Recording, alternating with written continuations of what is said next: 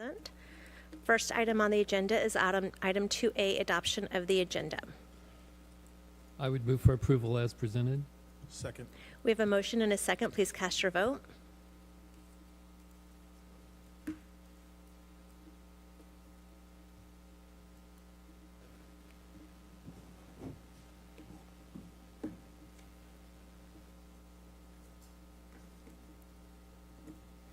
Motion passes 7-0.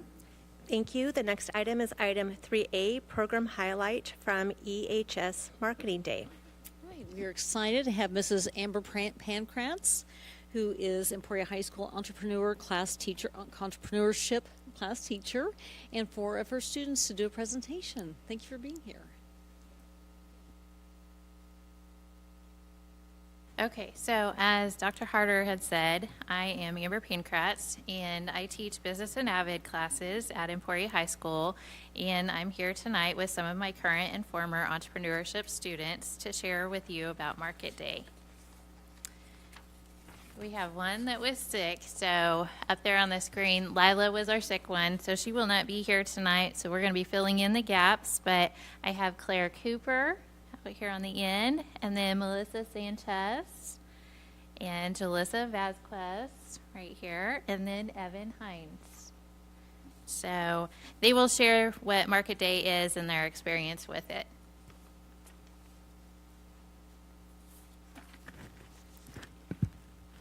Hi, I'm Jalissa Vasquez, and if you didn't already know, Market Day is a day that entrepreneurship students get to sell products. They either do it with partners or they do it solo. Students get to sell food, clothes, accessories, and more. After we learn how to be an entrepreneur, we apply those skills into the final project in the class, which is Market Day. Here are our personal experiences.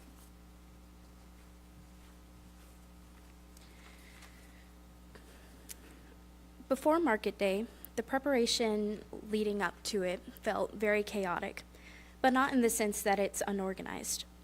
There were many assignments that were structured and taught us how to run things, the math involved, and what good marketing could be.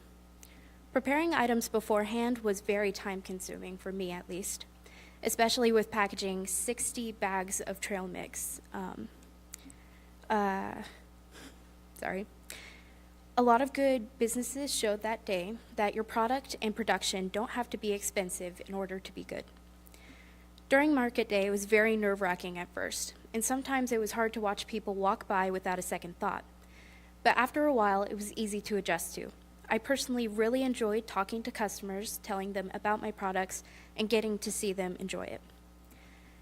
Afterwards, cleanup went very smoothly, and people went around and gave away their excess products and traded as well, which I thought was really sweet. Overall, it's a very positive experience that allows for personal growth and a good place to explore entrepreneurship. Hi, my name is Melissa Sanchez, and this is my stand named Enchanted Elves. The name came to mind because Christmas was right around the corner. Although preparing for this day was stressful, it was fun to plan for it with my partner. Market Day really helps you to be comfortable with others, and it gives you the opportunity to meet new people as well. We sold food from our culture that we believe people loved, but don't get to have sometimes. Thankfully, I had my mother and my father help me with this stand, while my mother was making the pupusas at home, and my father was driving it to school so they can be warm. Finally, Market Day really does give you a good experience, and it is really fun to engage with others.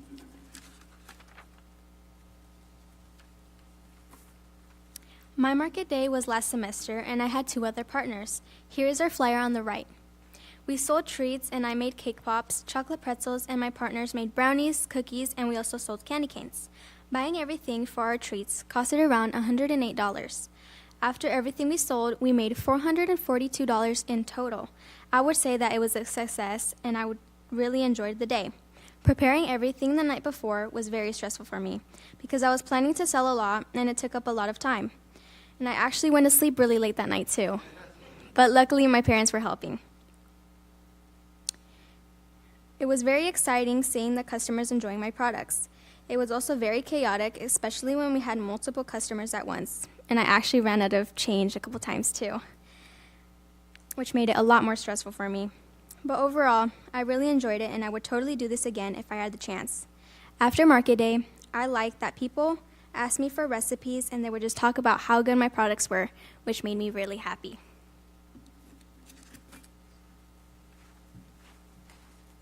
I'm Evan Hines, and my business is A Taste of Asia. I'm partnered with Lila, who's not here today. Our goal is to bring A Taste of Asia to the school, allowing for diverse culture to be available within the school for a short period of time.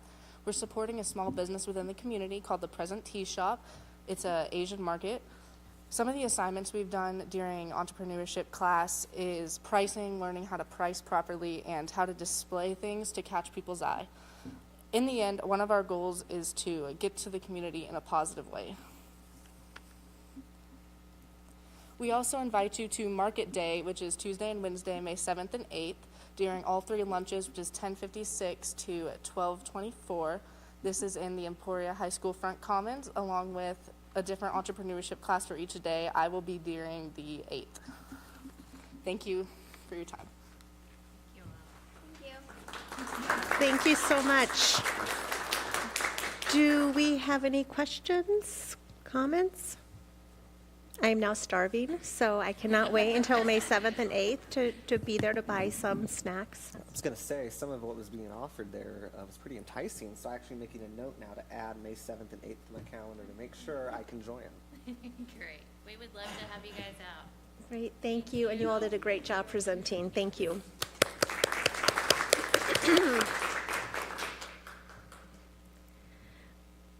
Item 3B, public comments.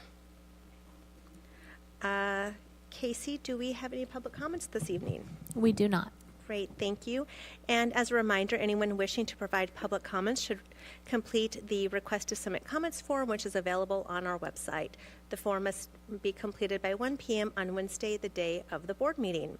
I do have a public comment, I guess, as a board member, and that is I would like to acknowledge that today is Administrative Professionals Day, and we have the best at the table. Casey, you are amazing, and we couldn't do our work without you. And I also want to recognize all the administrative professionals in our school district because they are such an important link between our communities and our schools, and we could not operate without them. So thank you to all of them.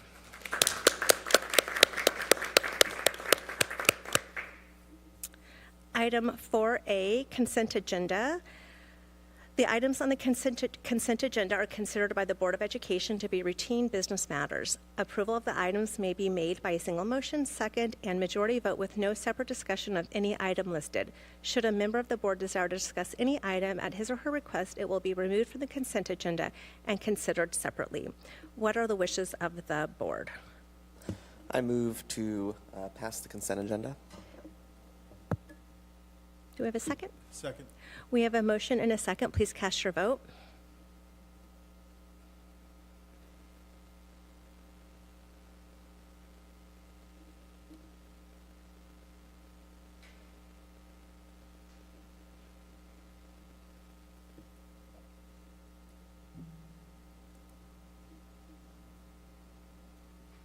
Motion passes 7-0.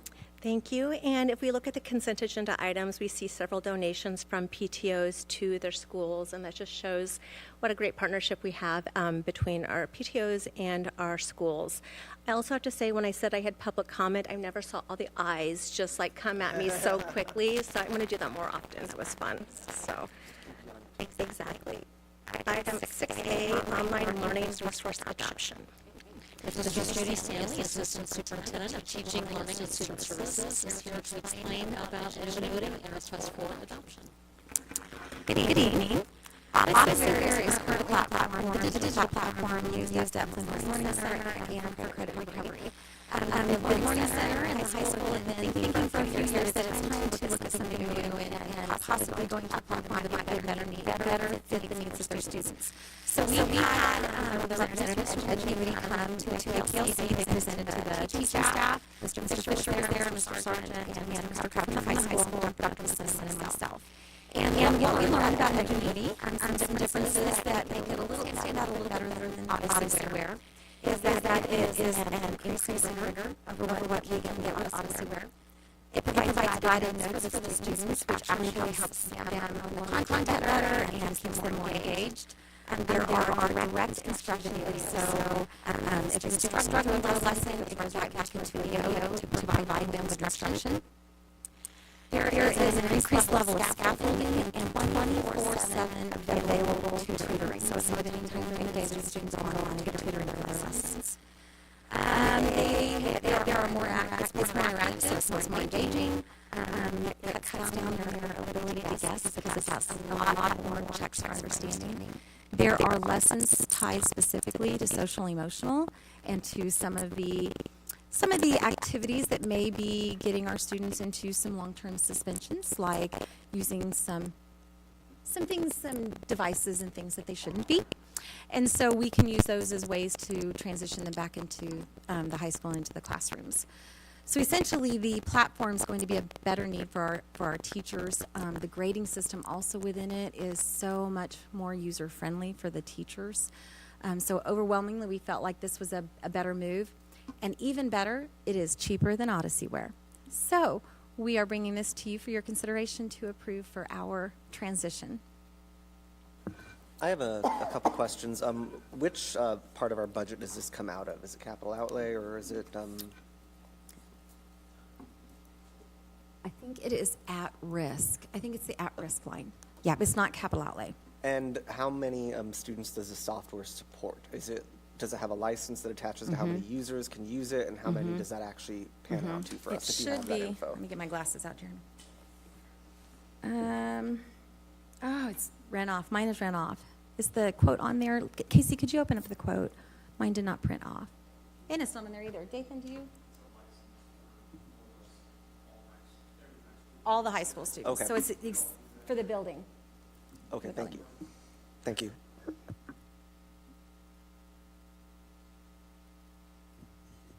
Are there any other questions? Is this for like adult basic education too, or just for high school students? It's the platform that they would use out there. So, you want to come up, Dathan? You are good.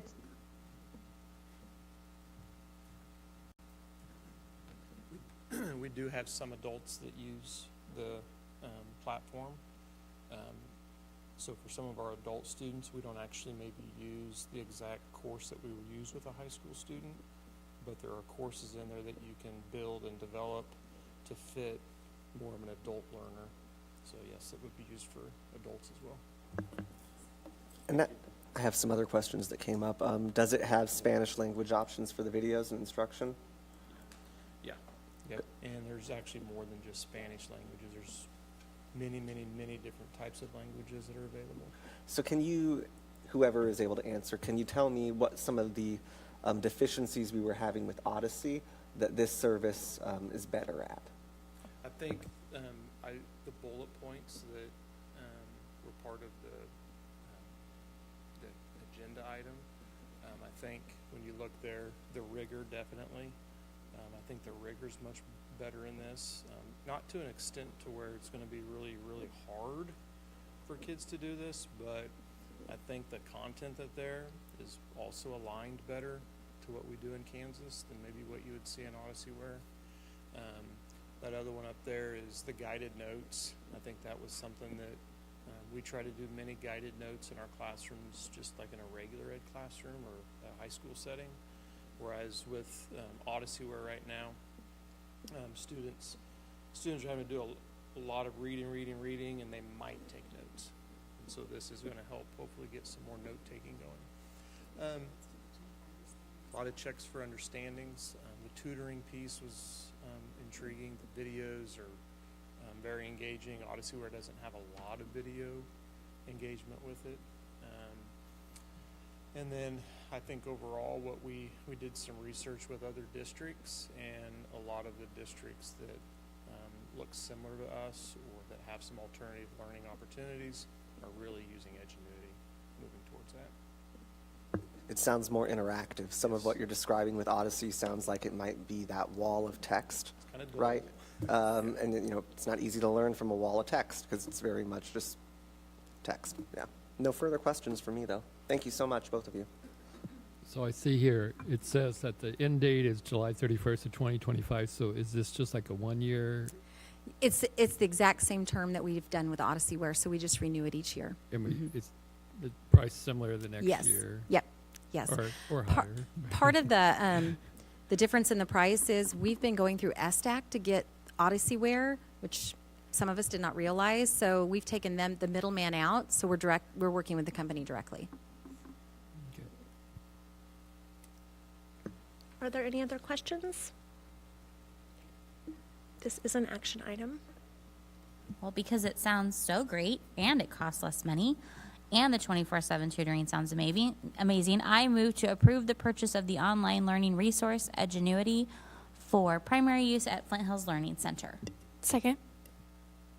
We have a motion and a second. Please cast your vote.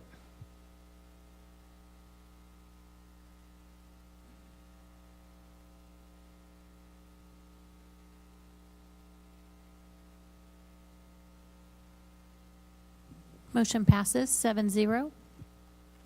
Thank you. The next item is approval of class size capacity to guide transfer requests. It's me. It's me.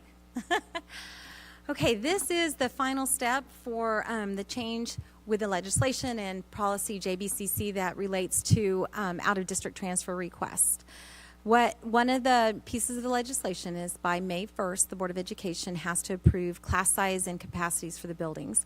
And then those are the numbers that we would use to guide approval of transfer requests. So on this chart, what you will see, and it's really kind of small. Oh my God. Sorry, Casey. I'm like, okay, now you can tell that I'm old and cannot see very well. Okay, so what you see is what we are proposing as max class sizes to guide the transfer requests. And I really want to focus in on first grade as I explain to you how we came up with those numbers. So when we looked at the grade levels, our first thought was, what would be the maximum number of students that we would want in that grade level before we would have to consider adding staff, whether that's an additional teacher or that's an additional classified support. And when we think about kindergarten and first, our thoughts went to maximum would be 22. If we get to 22, we don't really want to be 22 in a kindergarten and first grade class, but it's doable. But if we actually get 23, we are going to end up looking at additional staff. So 22 became our starting point. Now, we don't want to fill to 22 because what happens then is we leave no room for students to move into within those boundaries. And then we will pop over that 23 and have to add staff.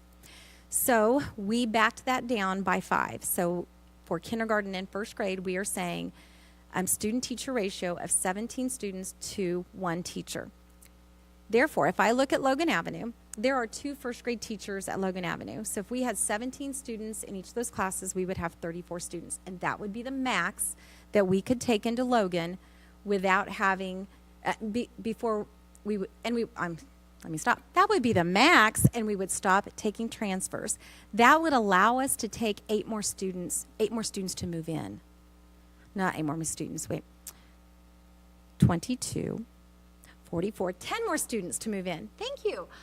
Oh, it's been a long day. I've actually been CKHing since 7 o'clock this morning. So, long day. Sorry about that. So, 8 more can move in transfer requests because right now there are only 26 kindergartners in first grade at Logan Avenue. So, that's the number we used in terms of planning for first grade. So, we have 8 students that could transfer into Logan that we could approve. We won't turn down unless they're not a student in good standing. But if I looked at Riverside, they have 3 teachers in first grade. So their transfer capacity that we're proposing would be 51. 17 times 3 classrooms would be 51. Currently, Riverside has 63 kindergartners. So that would mean there is no room for transfer requests into Riverside for first grade. So we could not approve any transfers if you approve these numbers tonight. Now, it looks like that if someone just looked at that chart, they would go, oh my gosh, we need more staff in first grade at Riverside. But remember, this is just to guide transfers. Essentially, if we're saying 22 is our first grade mark, Riverside has space for 66 first graders before we would consider adding staff.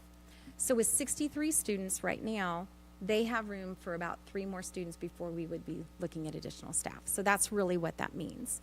So when we looked at kindergarten and first, 17 was our student max.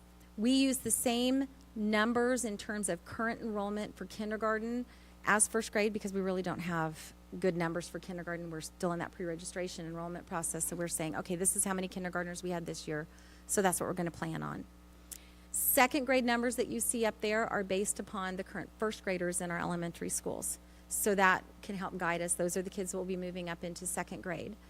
Our max for second and third grade, we went to 24. That would be the absolute top we would want in any second or third grade class, and that's pretty big. But still trying to be efficient and not make it like we're trying to keep families from having a choice, because that's not what we're trying to do. We're just trying to maintain that important characteristic of our district of maintaining small class sizes. That's something we have prided ourselves in and we want to do.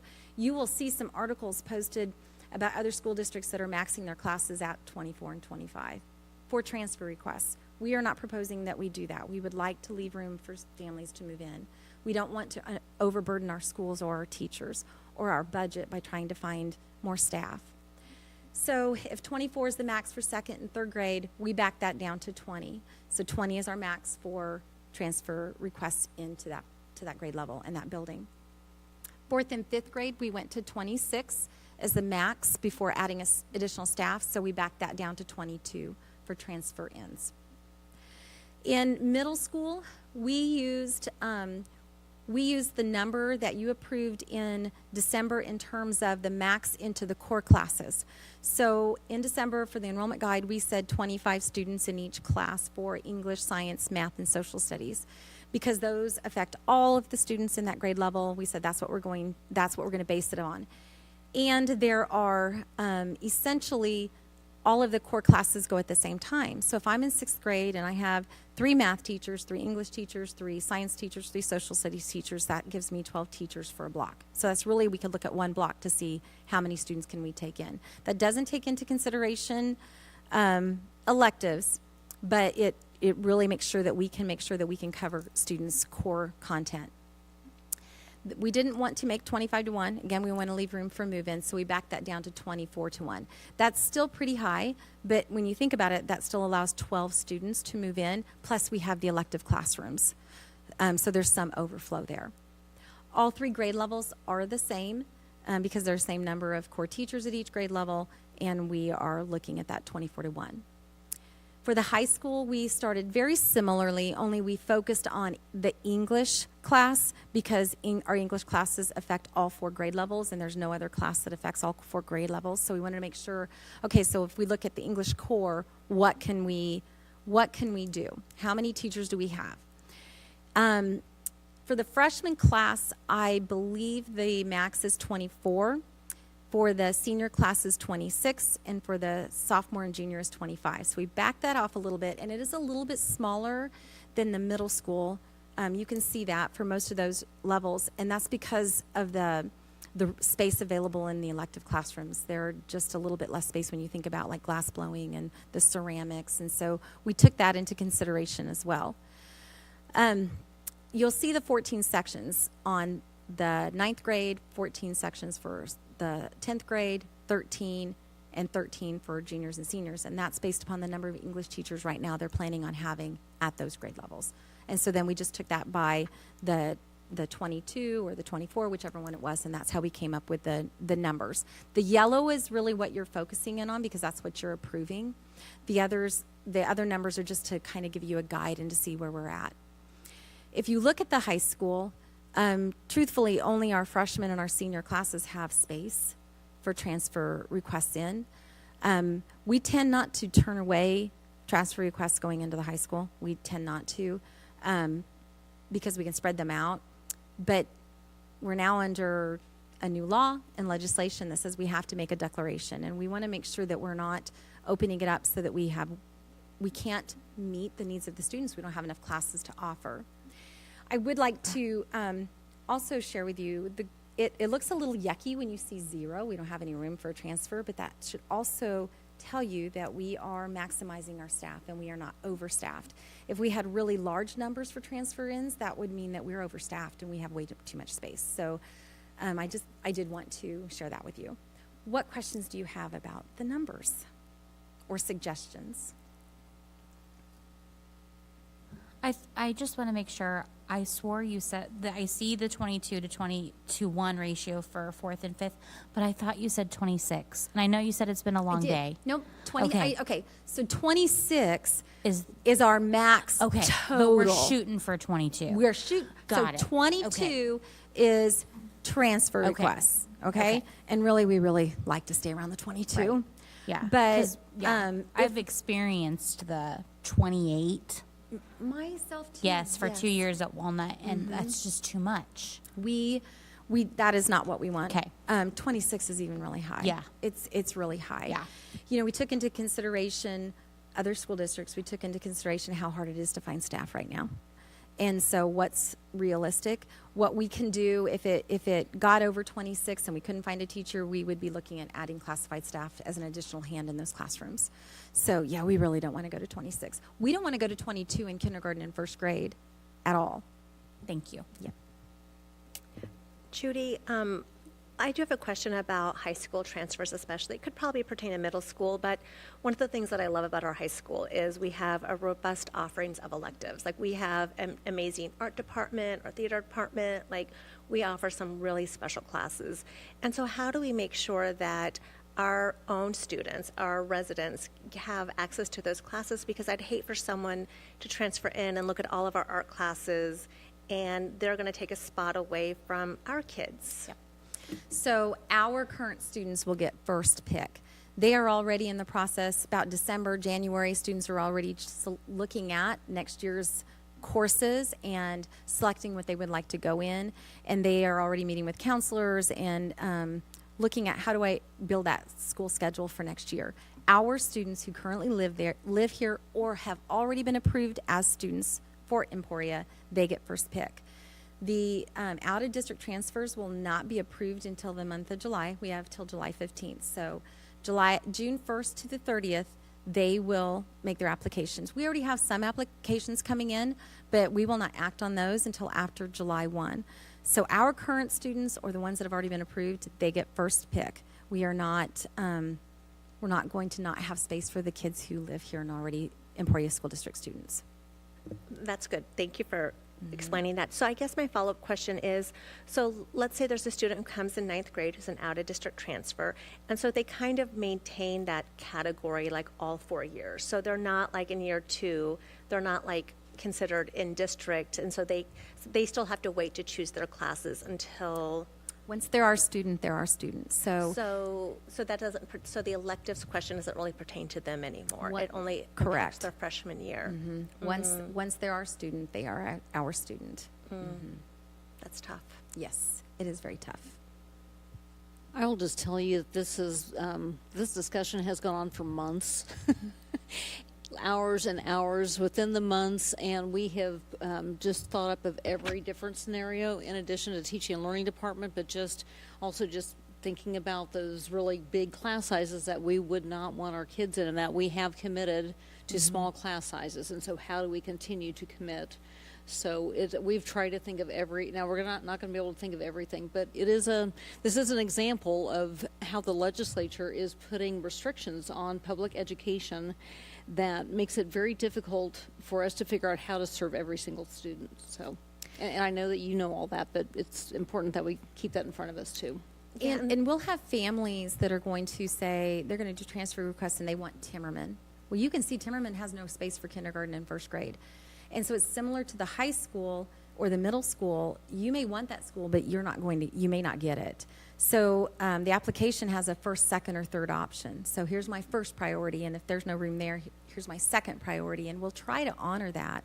But let's say we have a family of 4 that wants to transfer in, and there's space for 3 of them, but not for the 4th because of the grade level. Well, then essentially family will not be approved except for those 3 if they want it, but we can't approve if it goes over our capacity, because if we can't approve for one family when we can't approve for another. And if we have more requests than we have space for, then it goes into a lottery. then we will randomly select.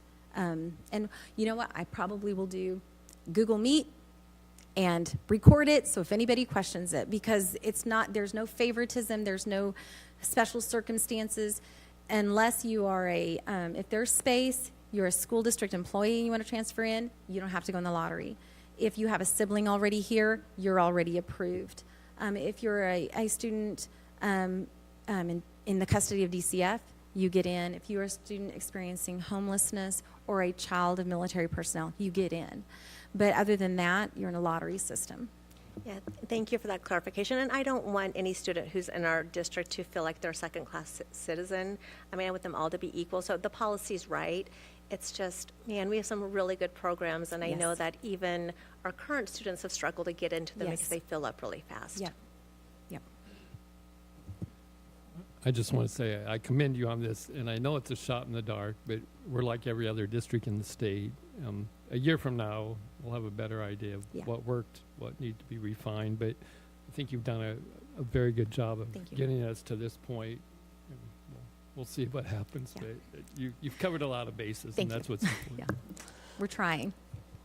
And I agree with Grant. I think you've done a great job here. I have a couple questions, though. If we go to a lottery system and let's say there's a family of 3 and then one of their kids is picked for Riverside, and the other 2 kids' options were also Riverside. If I'm reading this right, are those 2 kids automatically put in a Riverside, or are they still subject to lottery? If one student gets in, the family gets in, if there's space. Right. So all 3 students, there would have to be space in all 3 grade levels. And there's a possibility at Riverside, maybe it's a 4th and a 5th grade student and a kindergarten student. There's no room for the kindergarten student. So what we would say is they're actually in the lottery for Emporia. We have this many kindergarten spaces open. Here's the school that can take all 3 of your students. If you would like to come to Emporia, this is the school that you can go to. If you don't want that school, then your transfer request is going to be denied. Okay, that makes more sense to me. Thank you for explaining that. And then I had another question. The definition of good standing at the end of the policy document talks about a lot of different factors, references board policy, JBD. Is that definition of a student in good standing, is that a policy definition we passed, or is that a statutory definition from what caused this? Both. Okay. Yep. So it is the one that came out of our policy, and it's the one that KASB sent us based upon the state legislation. Yes. Okay, thank you. Thank you very much. Yep. And I have one last question. So I noticed on this spreadsheet that we don't see anything about the Learning Center or Jones, and I was wondering if you could explain what that would look like. Yes. So the legislation only covers kindergarten through 12th grade, so we do not have to do Jones. And the Learning Center is actually an attachment to the high school. So you don't become a student of the Learning Center unless it goes through Mr. Fisher and he approves that. So essentially, it's an extension. It's not its own entity. So we don't have to build capacities for it because they're built within the high school. Great, thank you. And I think that's really good because we know that students move into the Learning Center through the course of the year. So we would hate for our own students not to be able to go when we need them to go there. Yes, and that was a big discussion that Mr. Fisher and Mr. Sargent and Mrs. Bloomquist and I had. We were really concerned about that. Yeah. Great, thank you. Yeah, and I would, you'll see on the transfer documents, we've got some important dates in there in terms of the process that hasn't really been there before. In order for us to be able to publish open spots for out-of-district transfers, we are stating to our students that live in district, to our families that live in district, if you haven't already been approved, let's say I'm a Village family and I want to go to Logan Avenue, we're encouraging them to do their applications now. If they get them in by May 20th, then we will act on them by May 25th. And then we are going to hold on in-district transfers because we have to publish numbers. Those numbers go to out-of-district, so we have to honor that for out-of-district families. And then after July 15th, if there's any spots left and we had in-district transfers come in, then we will act on the ones that came in after May 20th. So I think that is a shift in practice, but it's one that's necessary in order for us to meet the statute of publishing our numbers. Thank you. Are there any other questions, discussion items? Okay, this is an action item.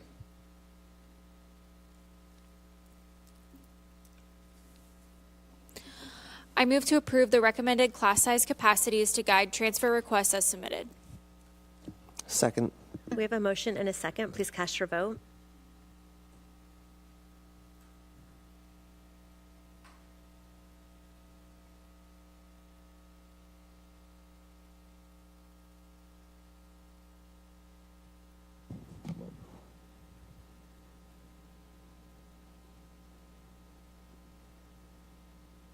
Motion passes 7-0.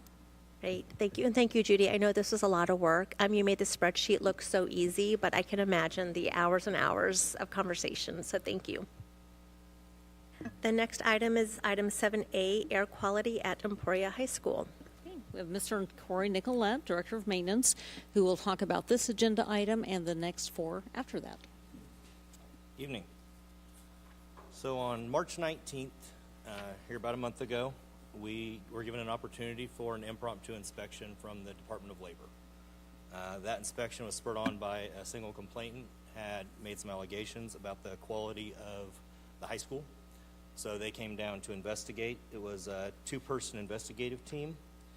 Primarily, they were looking for black mold, recent sewage backup issues, and hot water issues. There were some secondary and tertiary things, but all fit under those categories. Instead of going into the specifics, we'll just look at those broadly. Through their investigation, fortunately, we found nothing that needed addressed, either immediately or long-term. Their visual inspections and the tests they did, everything came back as we would want them to. The highlight of that investigation was actually the air quality on there are 3 places that they tested the air quality in the building, and then in the parking lot they tested for a baseline. And when the report came back, I was very happy to see that the air quality in the high school is actually cleaner than the air quality outside. So they found, I think, 7 different identifiable molds in their testing, and so they provide those in the chart, and then everything else fell under the miscellaneous unidentified. Fortunately, all the ones they did find, none of those are the ones that have toxicity to humans or health issues related to them. And we were well below the, like I say, the outside air, well within what limits you would normally see in any place. Several places in the school actually had so little it couldn't be tested. It didn't even show up on their testing. So if there's any questions on that, I'd be happy to answer them, but I think we're pretty proud of that result coming back that way. Yeah, I really appreciate the transparency of this document because had it gone the other way, of course, we would be talking about that in this board meeting. So I think it's important to, when someone takes a concern to the Department of Labor and they think that's where it should be elevated, I'm glad that we have chosen to report it back to the board so we can all have our own mind at rest because I know it's a topic we've heard about too. Right, and I think it's good because it shows that we are taking the concerns of staff into consideration. We don't just get the document back and then kind of put our heads in the sand. But I do want to note that at the end of the report issued by KDOL, Kansas Department of Labor, they say something on at the end of page 5 of the PDF, the maintenance and school staff demonstrated full attentiveness, ensuring that all issues were addressed and resolved. And I want to make sure that's out there for the papers. Thank you so much for uplifting that, Jeremy. I did have a question because I know that this is an issue that we've heard about. I've received emails about this as well. Is this something that can be disseminated to every high school employee just so they're aware about this report? And it's a good report, and I feel like we should make sure it's shared. I'm sure Mr. Fisher would be happy to share it. Okay. Yeah. Thank you. Yeah, I thought he would give a big thumbs up. Yes. Thank you. Any other questions? I mean, obviously, we had to take it seriously. Like, we didn't have a choice, but thank you for taking it so seriously and again, bringing this information to the meeting tonight. Yeah, I really appreciate it. You're welcome. Thank you. The next item is item 7B, repaving of the Emporia Middle School back loop. So for the middle school back loop, if you've been through there, we talked about that in my big book of the immediate project needs, and the estimation on that was around $330,000 to fix that I presented, and the bid that came in was for $326,894. And when you look at the bid itself, there's 2 lines one says total all work for the price I just discussed.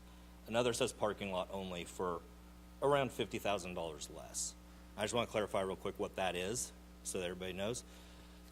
The parking lot only portion would be none of the concrete that's there being addressed, just the basic asphalt that's in place. That would also ignore the biggest problem, which is a drainage at the corner that needs to be redone in the concrete. So that was split up kind of oddly on the quote we got, so I just wanted to kind of discuss that. And then I also wanted to fill in that this does allow for some expansion and some American Disabilities Act compliancy that we're not currently meeting.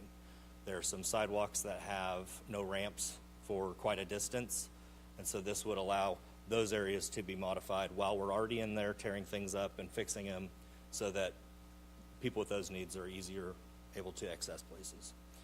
The other part that it addresses is for bus students. When they come in the mornings, they get dropped off at the high school. They walk behind the tennis courts, and when they get to the middle school loop, they are held up by a teacher while traffic goes, and they stop traffic, then the students come across. If you've ever seen that, that's about a 4-foot wide sidewalk for sometimes dozens of kids waiting in the rain or wherever to come down. Part of that is also that there's stairs, and the ramp portions are somewhat touchy when it's like icy and inclement weather. So what we've included in this for that $326,894 is expanding that out to approximately 8.5 feet, so that way kids can be more close to the road, and when they go across, they're not spread out. So it should increase the traffic flow through the loop and keep kids out of inclement weather in a shorter distance.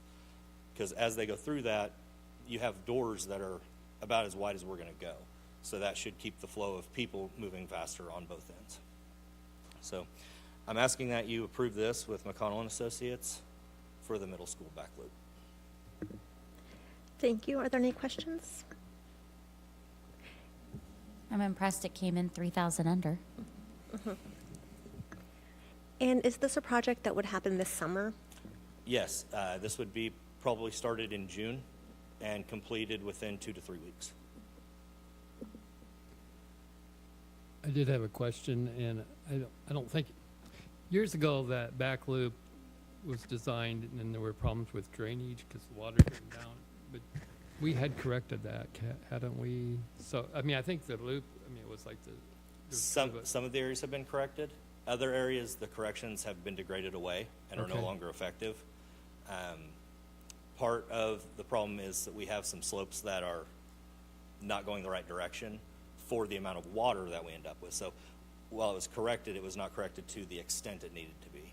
But the bigger problem is that the degradation of the roadway itself is causing the water to stop in the middle, and it's not ever getting to those places.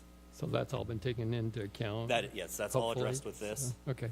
And put in concrete so it'll last longer than the asphalt. Okay. Any other questions? I would take a motion. I move to approve engaging McConnell and Associates to repave the back loop parking lot at Emporia Middle School as submitted. Second. Yeah. We have a motion and a second. Please cast your vote.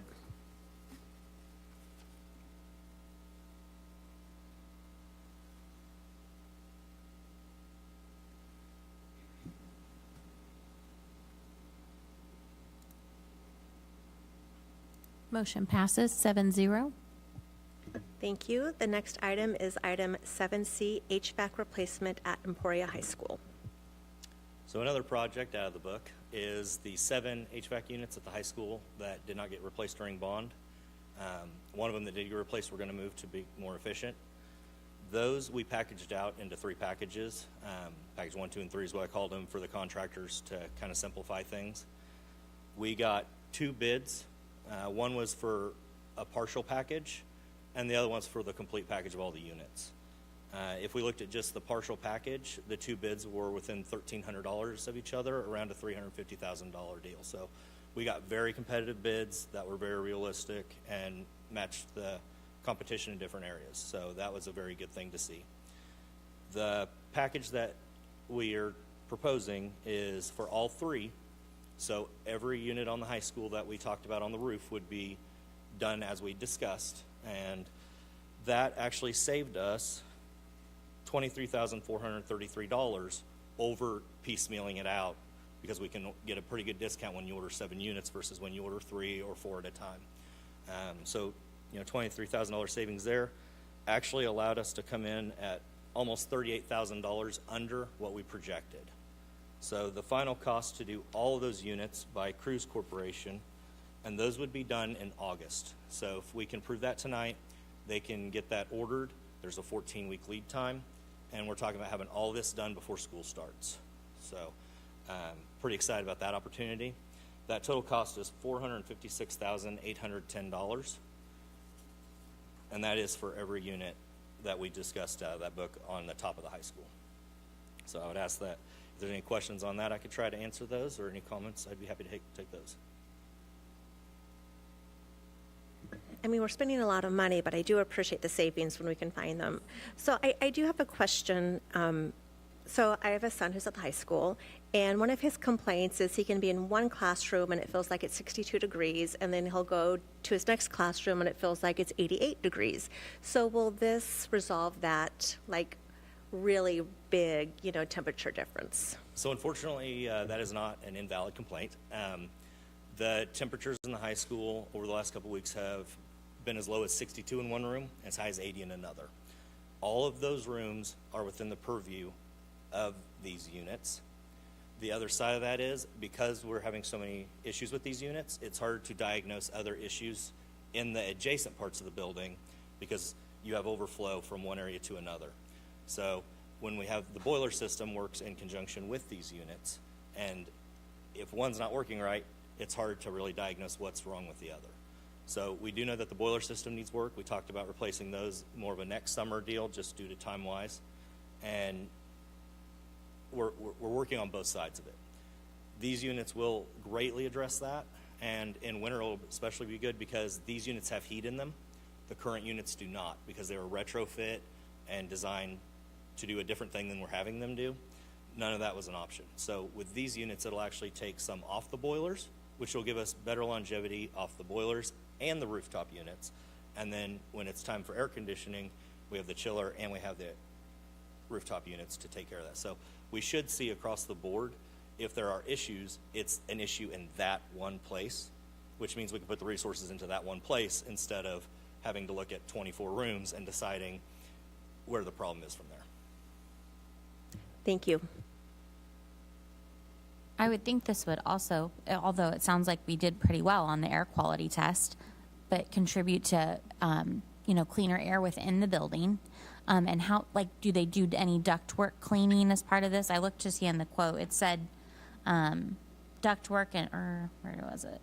Final cleaning and HVAC and plumbing equipment, but I didn't know if that included any. The only ductwork that would be touched would be what's adjacent to the units being put in. Okay. Because obviously they're not going to put a unit in with anything they can see right there. But Okay. that's not cleaning throughout or Okay. between the two units. It's going to be just in that immediate area so that when they fire that up, it doesn't blow the dust that's there. Sure. further in. Okay. Any other questions? Okay, this is an action item. I move to approve the replacement of HVAC units at Emporia High School by Cruise Corporation as submitted. A second. We have a motion and a second. Please cast your vote.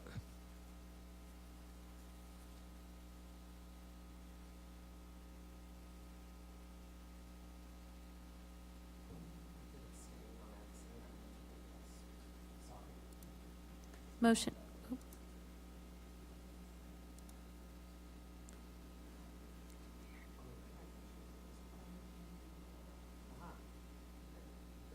Okay, good, because it wasn't letting me. Motion passes 7-0. Thank you. Thank you. And next, 7D, door replacement across the district. So if you recall from the book, there was a lot of doors that needed addressed. I've brought 3 with me tonight that require board approval. They're over the $20,000. And then I'll also touch on some of them that are under, just to give you an idea where we're at with those. So the 3 that we have for approval tonight are one at Village, one at the high school, and one at the middle school. And when I say one, I mean one entire structure set with everything around it. The three costs you can see on the board there, they come out to a little over $25,000, a little over $24,000, and a little over $22,000 individually, three different ones. And those are around where we wanted to be. I didn't do as good on doors on my pricing as I did on some of the other stuff. Overall, we're still in pretty good shape, but I did have some bigger swings there with what we were looking at. So some of that also came as a logistics issue when we talked to the contractor, and kind of what our initial plan had to be modified to meet the district's needs and be practical in the big picture. So there was a little bit of difference there from our costs we talked about, but overall, for all the doors, that includes everything from the $5,000 doors to the ones you approved at the last board meeting, which thank you for that for the high school. All the doors total came in at $282,000, a little bit more than that, and we were projected at $275,000. So we're about $7,800 over where we'd hoped to be there, but that's on me. I'll have to take that one. So I think we're close. It's going to make a huge difference, though, for our schools and for our staff and for our students. So I think that extra $8,000 hopefully is worth that. Well, you did save us a lot of money in other places, so we're good. Are there any questions? I just have a comment, and I'm totally naive when it comes to this, but it just seems so overwhelming that much money for doors. But like for a set of doors, what are you getting at each location? How many doors or whatever? So I don't have the count with me right now, and that's but fine. It's like 30 or 40 doors. Is that what we're doing? I mean, it's a lot of doors. For this amount? For the whole 282, Okay. it's dozens of doors Okay. throughout multiple buildings. One thing I'd like to tell you about is kind of understanding the cost of commercial doors versus your home door, right? Right. You go to Blue Stem and you buy a doorknob for $40, right? The crash bars like we have in this building, that's a $1,500 item. So the closer is $800 that, stops it from slamming. So everything on these commercial doors, which are made to be, hit by students 1,000 times a day, it costs significantly more than what we're used to paying if we've only been in the residential world.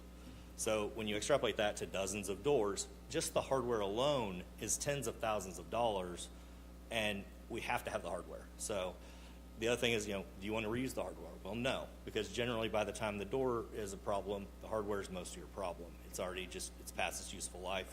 You're putting more money in to try to keep it going than it costs to just put the new one in. The other side of it is, door, when you put it in, you almost always have to rebuild the entire frame. So over time, those frames sag or they start twisting one way or leaning, and you can't just put a new door in because those doors have been sagging and leaning with that frame, which is often why they don't close right or have another issue.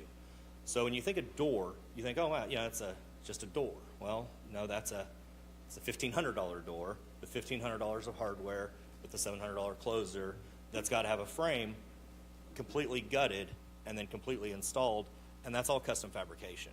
No two holes are the same. The doors have weight limits. There's fire stuff. So when you put all that in, it turns what looks like it shouldn't be very much into $5,000, $10,000, $15,000 for a single door.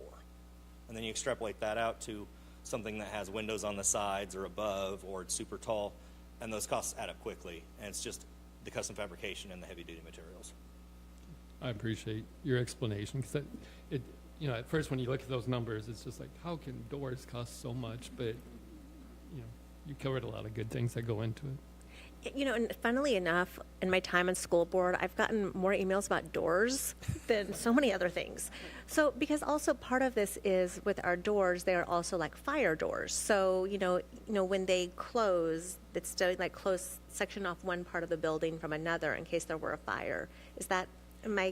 All of these are exterior doors. Okay. But they still have to meet fire code. They still have to make ADA code. So you can buy a door, but if you want to buy a door that you can put in a school, it's not the same price because it has to be certified by different agencies and organizations. So the fire is huge. You know, everything goes by fire code. And then you have your security side and security ratings and all that. And all that costs money to be certified so that they can sell us the door, that when the fire marshal looks at it, he goes, yes, this door is acceptable for your building. So so one question I have, I guess not totally related to this quote, but also related to doors.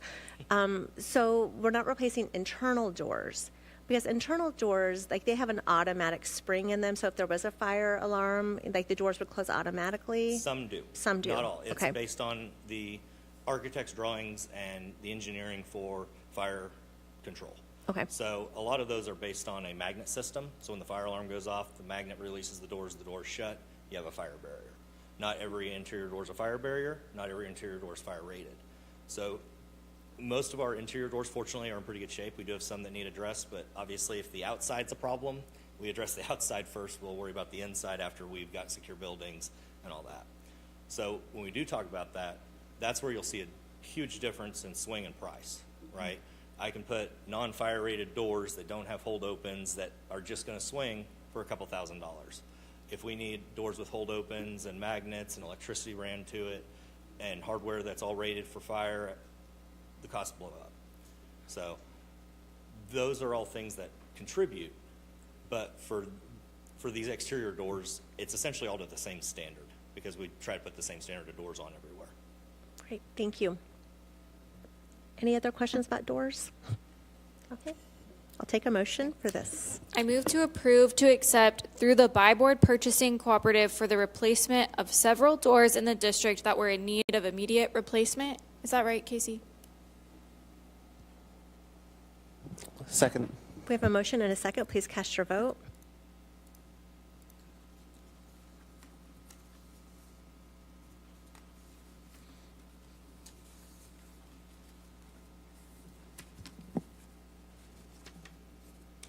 Motion passes 7-0. Thank you. And I think all of us will be excited by this item because we've walked in these buildings. 7E, carpet replacement for Emporia High School and Emporia Middle School corridors. All right, me again. So we had two different companies come and discuss our carpet needs, and the price between the two was fairly large cost difference. Most of that is due to their locations. That's kind of what we determined. One of them had over twice as far to go than the other one to get to us, and just the cost of per diem and hotels and travel really adds up on a project of this size. So what I'm presenting is the lower of the two. I talked to both parties in 2 days, back to back, so they were all given the same information. I feel very confident that we're getting a fair bid for what we were asking for to cover the same areas. Country Carpet was actually the one that had the best pricing for us, and they were the ones who did much of the carpet during the bond. They had the high school and middle school already. They've already been in the buildings. They would be continuing on where they've already left off in several areas, and I think their work has stood up so far to the years we've had it, so I don't have any concerns with continuing them throughout those buildings. The packet you have there's the bids, or the quotes, excuse me, and then there's the maps that show where we're putting the carpet. That should be consistent with what's in the book. Everything matched up last time I checked, so I think we're good on that front. The middle school, we're looking at $160,000 to do the corridors and the areas on the map that we talked about, which is mostly hallways, corridors, and doorways. So we're not going into classrooms, we're not going into offices. Of course, the offices at the middle school have already been done, so we're already ahead there. And this is actually the same carpet that's in the classrooms and the offices already. So that carpet's still in production. I actually talked to the manufacturer of the carpet. They plan to make it for the next several years, so we can still use it, which is nice. The middle school did not use any red in the carpet. If you look at the high school, the new carpet in the sped wing has a red border.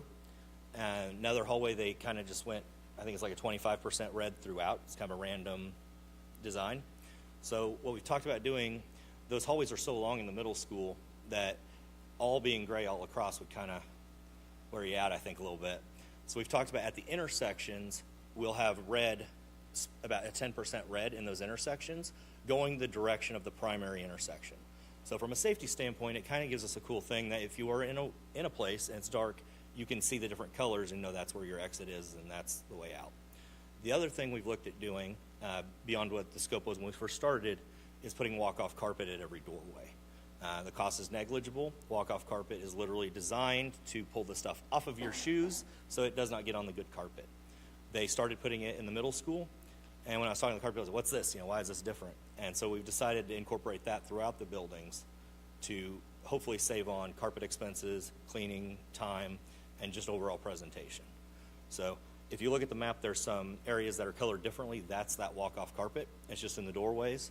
I'm pretty excited to have that. I think that'll be good for our custodians to help cut down their workload. So the middle school, we're looking at $160,000. Pretty straightforward on that. The high school, there is going to have to be a little bit done where they already worked, because like I said, we do have two different kind of directions they went. Now, currently that's not a big deal because they're in separate areas and you don't ever see them both at the same time. When we go to connecting them, it might stand out. So there is a little additional cost for the high school than if we were doing it all in just remodeling it to where it fits the whole building the same. It's fairly negligible cost, but I just wanted to be upfront that we want it all to match the same way. So we're doing that this way because you'll see it all together. That's $137,000. And we're actually going through the offices there, but not into individual offices. So the common areas of the offices will be done. The other side of why we're changing from the border is because when you get in those offices, which direction are you going? There's a lot of different ways. So if you do the kind of the 10% red, it ties it all together much better, and you don't have those awkward transitions. Thank you. Any questions? I'm just super impressed. Me I mean, too. like the thoughtfulness, the care that's gone into this, you calling the manufacturer of the carpet, like. They called me to be honest. Okay, but I'm just really impressed. Take a win, Corey. Take a win. Right, you've put so much thought into it. It's not just, and this is the carpet, and yeah, I mean, I'm just really, really impressed. Thank you. The country carpet, this is located in Maple Hill, correct? I believe so. The actual store, okay. I mean, this is so much, but it's so great. I mean, I just love this forward movement. So this is an action item. I move to approve the quotes from Country Carpet, from Country Carpet to replace the carpet in the corridors at Emporia High School and Emporia Middle School as submitted. Second. We have a motion and a second. Please cast your vote.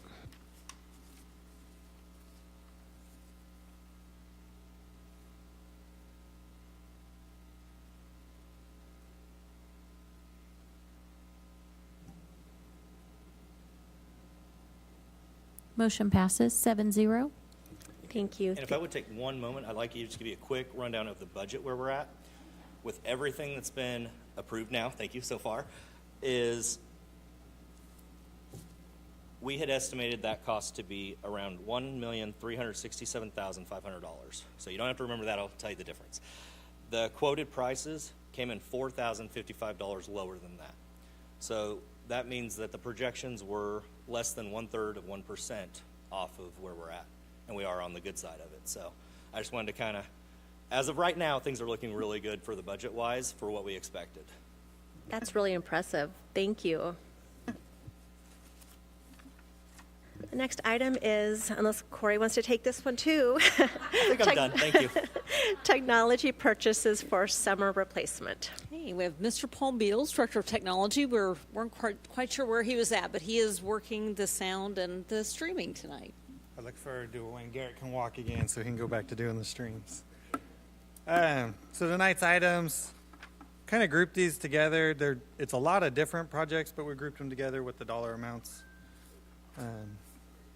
I can cover into some of the, kind of talk about, some of this we talked about back in November, but the 11-inch student laptops, those are going to be our K through 8 grades. We're looking to replace 5th and 6th grade with this purchase. The remaining Chromebooks, we'd go through them. We still have about 2,000 of that model left in the school district after we take those out. So we'll continue to use those to either fill gaps or parts as needed in the school district. Really putting us on that system life cycle for the middle school. We're a device first student wouldn't be more than 3 years old. They get it at 6th grade. They're done with it as they leave in 8th grade. And our K-5 looking at those devices on a 6-year life cycle. The 14-inch student laptops continuing to be those touch screens. These would go for our 9th grade students. Already communicating with seniors about the ability to purchase theirs as they leave. As the seniors leave, we'll take those, doing the same thing, filling in equipment gaps and parts for the remaining 600 of that model that we have in service. That gives us that 4-year system life cycle for our student devices at the high school. Staff laptops, currently we have about 550 staff laptops in usage in the school district. 3.5 years is about the average age for those. We do have around 50, they're going to no longer receive security updates. So that's one of the push to have a little bit bigger number here on this replacement. Again, just trying to keep those rotations going so we don't end up with a large amount of equipment we have to buy at one time. Keeping those staff laptops, trying to keep them where they're not more than 4 years old in our environment. The Chrome desktops and Windows desktops are going to kind of go together. That Chrome desktop order, as we get in this time of year, we look at what's going to no longer receive security updates, what may be aging to a point that we don't want to keep repairing them. So we can look at how the machine's used, what it's doing, what kind of software. If it's one where we can replace that with a Chrome OS desktop, that's going to be our preferred method. So some of those desktops would go in to replace older Windows machines. And the reason why that's important, because when you think about the system life cycle, the Windows look a little skewed because they are older in our environment, but we would be replacing those with those newer Chrome desktops. The Windows desktops are kind of we're kind of like a phase 1, I would say, or maybe stage 1, knowing that Windows 10, our primary operating system for them, will no longer receive security updates in October of 2025. So we're kind of looking to replace some of those this year, coming back next year to replace any of the remaining ones. And those big areas, those are going into our high school for their CAD lab. Sorry, not their CAD lab. It's where they do the graphic arts and some of those pieces, that lab, as well as a business lab. We do have 2 that are destined for that CAD lab. Actually, one's going to replace our streaming machine, so it quits crashing on us. But those 2 sort of graphic design ones that have that higher price tag, those come with those additional video graphics and extra processing power for that video editing. Trying to think.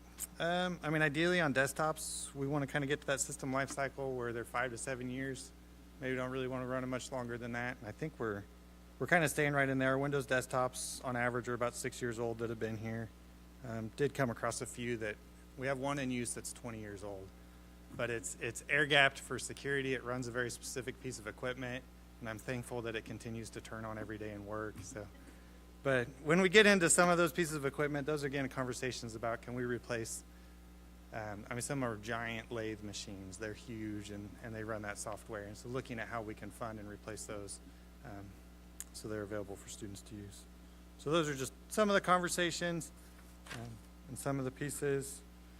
A few other odds and ends as we were doing these orders, some stock extra monitors, TVs for classrooms, additional displays for the middle school that they were interested in putting in some areas. And I think, do you guys have questions about any of these purchases? Guess the only thing I would ask, you know what we need. So I believe you, and I like this list. Is this about in line with what we spend every year? This is probably about what we should spend every year. Yeah. What we should, right. I feel like sometimes we don't, we might have been like 25 more than what. Okay. And 25 staff laptops more, because I felt like we really hadn't gotten some in. Sure. During COVID and those pieces. Right, we had so much trouble with the supply chain for a long time, yeah. Yeah, so some of it is a little catch up, but when I was doing the average ages, I actually felt pretty good about where we've been able to keep things. Good. Are there any other questions? Another action item. I'll take a motion. I will move to approve the purchase of the technology equipment for replacement over the summer as submitted. I'll second that. We have a motion and a second. Please cast your vote.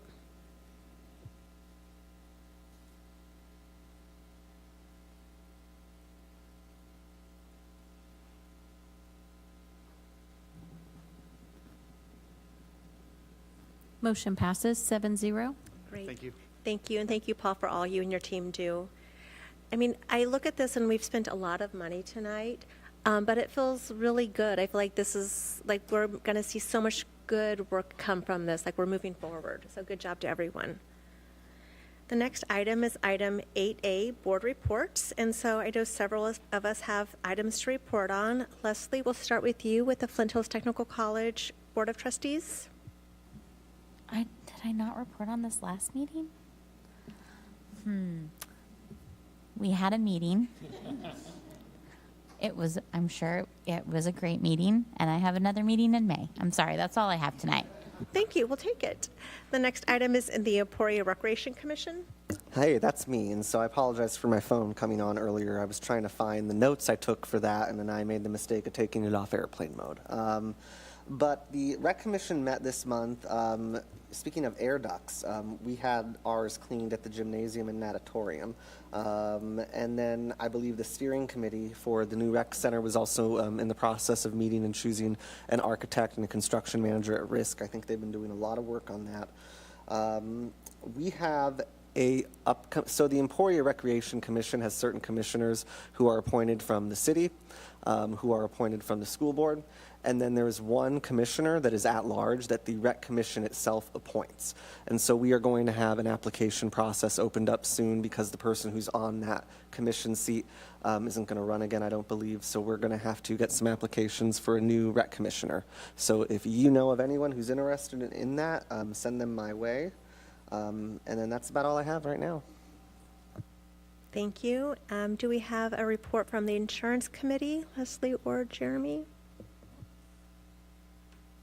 Yeah, we had a pretty productive meeting, actually, and it was, I think it was on Zoom or Teams, I can't remember, and we broke out into two different rooms, and part of the committee went over the vision and dental, if I remember correctly, and then the other part went over the health insurance itself, and I was on the health insurance one, not the vision and dental one, and, I think at that time our insurance broker was really trying to get some information from us about what we want, what we liked with our program, and what stood out to us. One of the things I spoke about with them was how we have that 50-50 option on our health insurance plan, and how that's the type of plan that if we changed to a different insurance provider, if we ever went back to Blue Cross and Blue Shield, right, we would lose that 50-50 plan because that's grandfathered in. They're eventually going to phase out. And then there was a lot of other really good and I think engaged conversation. Leslie, do you have anything else you remembered? No, I would agree. And she asked us what we wanted, and of course Jeremy and I just want lower premiums for our employees, but it was more about listening to the staff members and what they wanted to see and the plans that affect their families. And everyone was engaged, great feedback. It was just overall a very productive meeting. Yeah, with respect to this insurance broker, all of my interactions with them have been very positive, very satisfied, and very much feel like they are engaged and just cued in with us. Okay. And the final item is the National School Board Association Convention. Several of us were able to attend that a couple of weeks ago. Lillian, Grant, Art, Allison, and I attended, and I would love for everyone to, pipe in and share their experience if they would like to.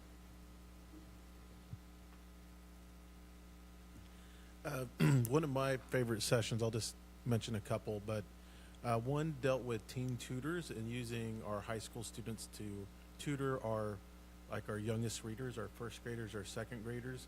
And the program, I think it was expensive, but hearing the administrators and the teachers that are administering this program, I think it's in Reading, Pennsylvania.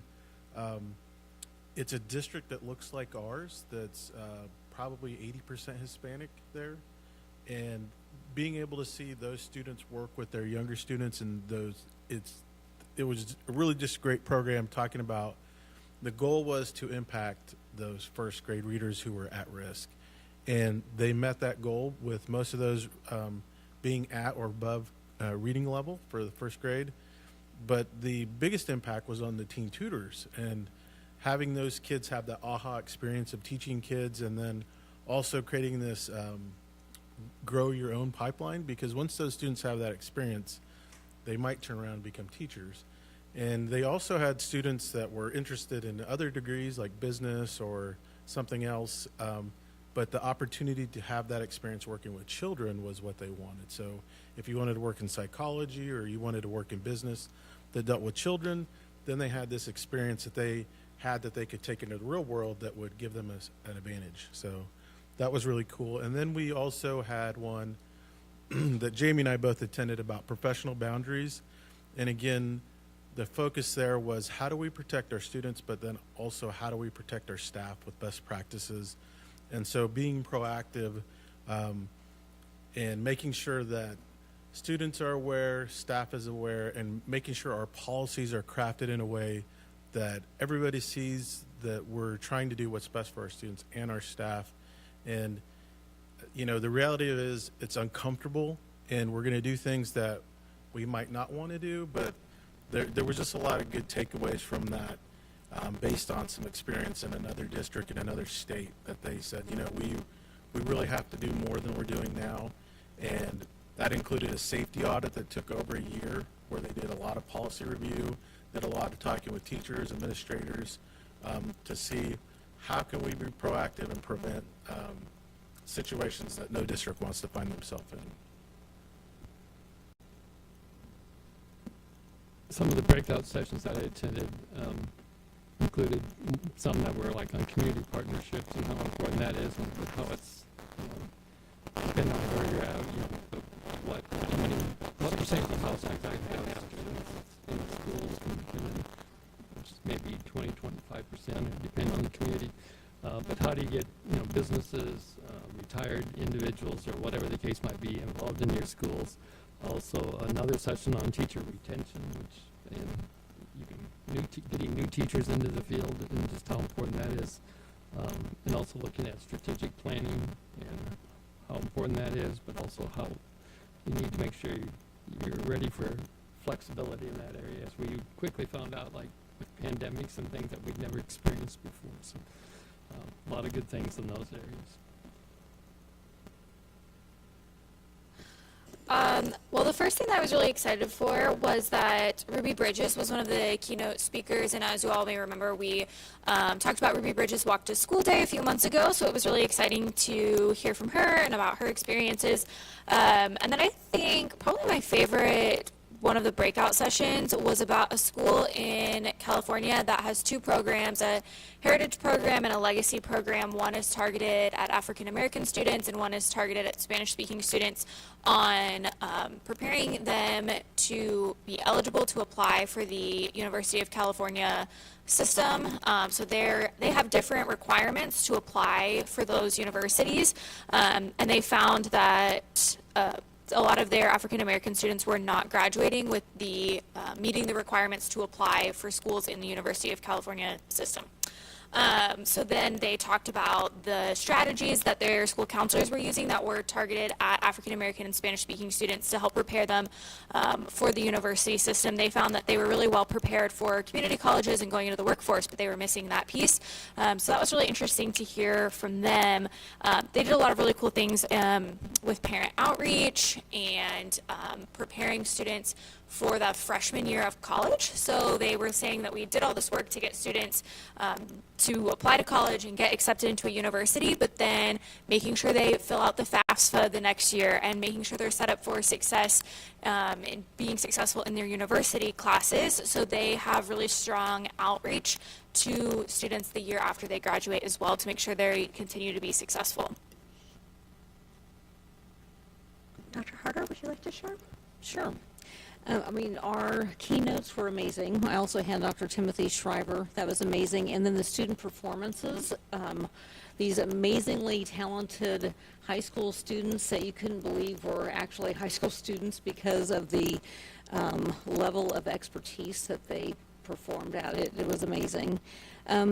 The first session, breakout session that I attended was about fairness and equity, and it was presented by two representatives from NEA, and they just talked about just the equity with when you're looking at race and culture, and used the example of being left-handed and how so many years ago that all of our desks, for example, were right-handed, or there were only right-handed scissors, and so it really resonated with a number of people, I mean, very much myself, as they walked through history, and then they kept going back to that example, and so you had a whole other level of understanding as far as race and culture, and just some of the things that we might think are fair, but they may not be equitable because of what some people maybe had years and years of advantages, and then when, in fairness, giving that to another group of people, they're still those many years behind.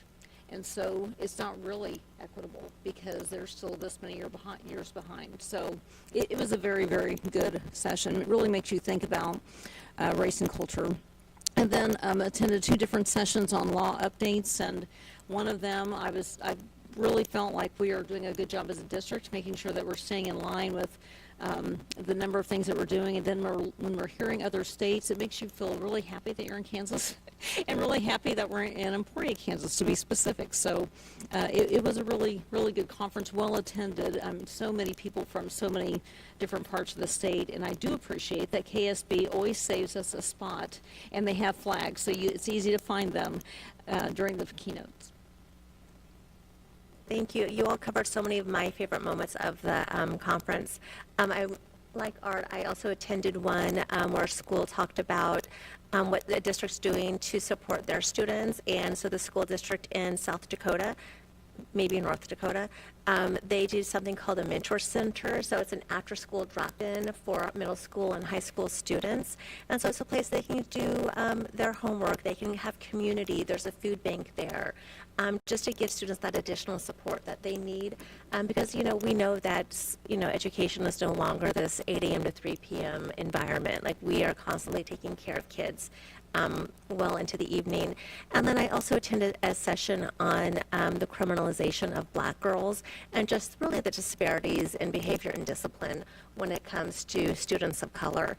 And I think it's just really informed, reminded me that, a trauma-informed approach to behavior and discipline is really important. And the work that we're doing on capturing kids' heart and social emotional learning, we can never leave that behind because so many students already have experienced so much trauma before they come to us. And we're having to help them unpack that and deal with that, throughout their time in our district and for the rest of their lives, frankly. So just a really rich, robust set of sessions, I think, for us all to attend. And next is so those of you who didn't go this year, I hope you go next year because it's well worth it. So, and the next item is item 9A, district highlights. Well, as you all know, spring is a very, very busy time.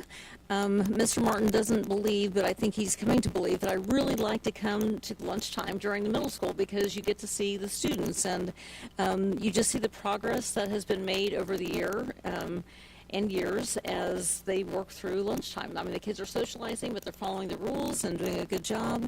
After that, I went to Timmerman, talked to Miss Wendling, who's a kindergarten teacher. She was having a great day. She said it was definitely spring, so she was having a good time with her kindergartners. Ms. Griswold, she was working with students. She was excited about the Hopkins Award for Classroom next year. And then Ms. Esslinger, who's in the intensive skills classroom, just working with students and they're all having good days, some challenges along the way, but overall good day.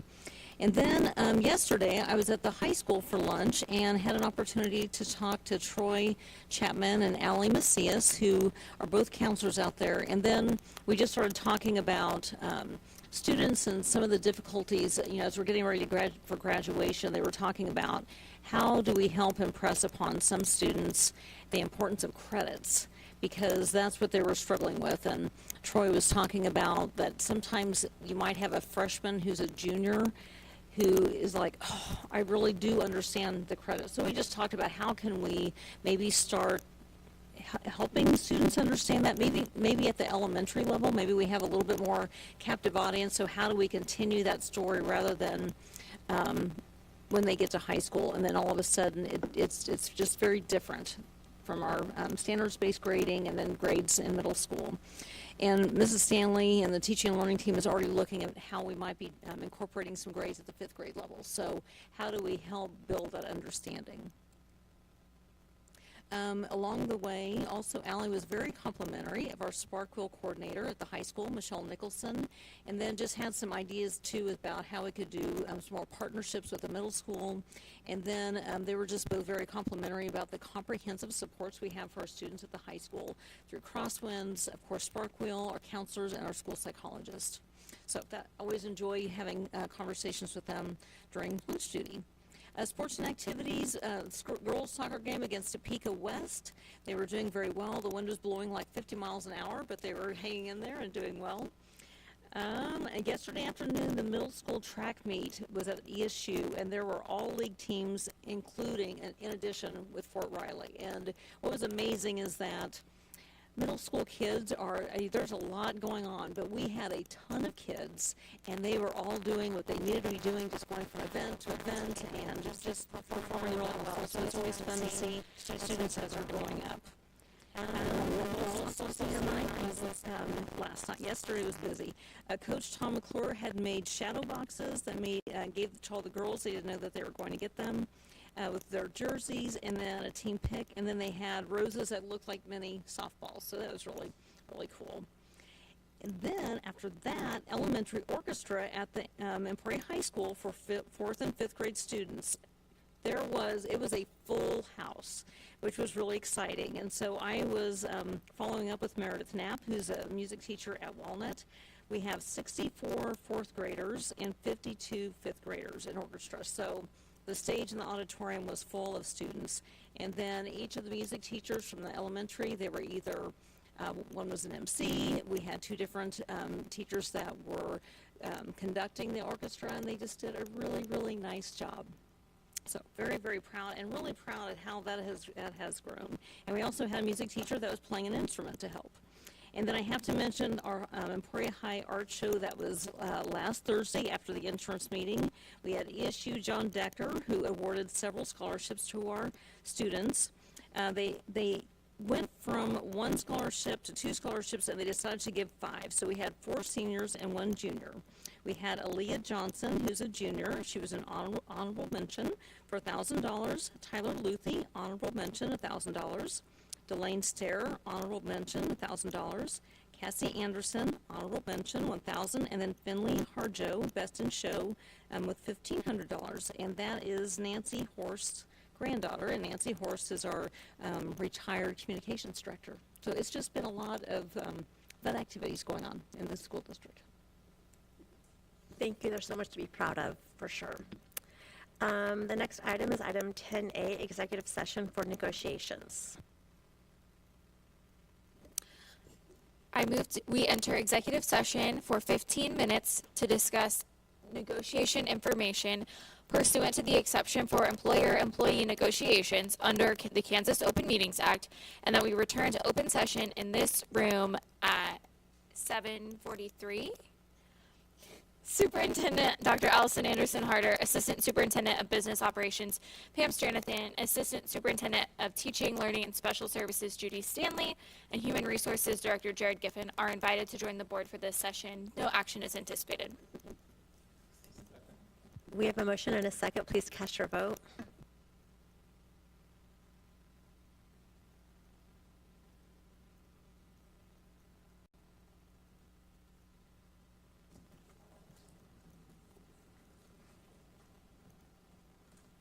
Motion passes 7-0.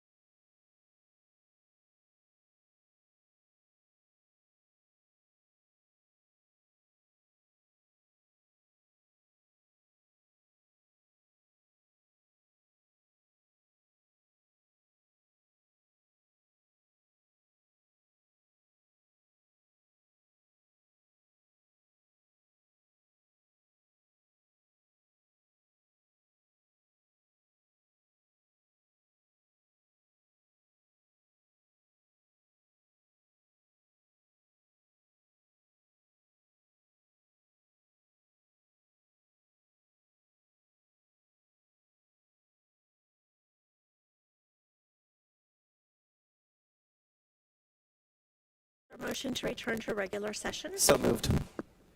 Second. We have a motion and a second. Please cast your vote.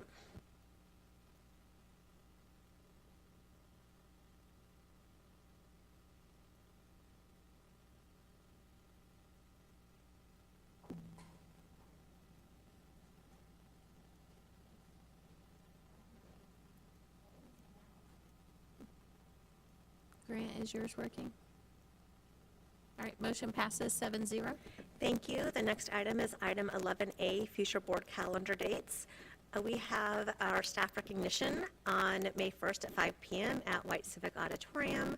Wednesday, May 8th, we have a board meeting here at Mary Herbert Education Center at 6 p.m.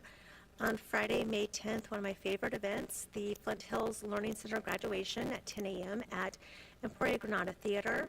Sunday, May 12th, also a favorite event, is the AHS graduation at 3 p.m. at White Auditorium, and then board meeting on June 12th here at Mary Herbert Education Center. They're all my favorite events, I promise.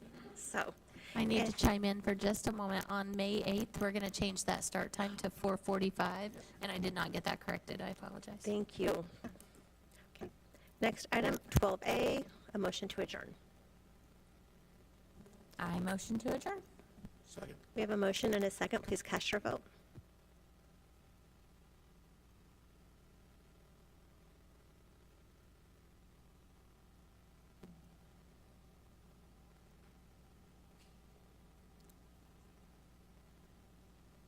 Motion passes 7-0. Thank you. Good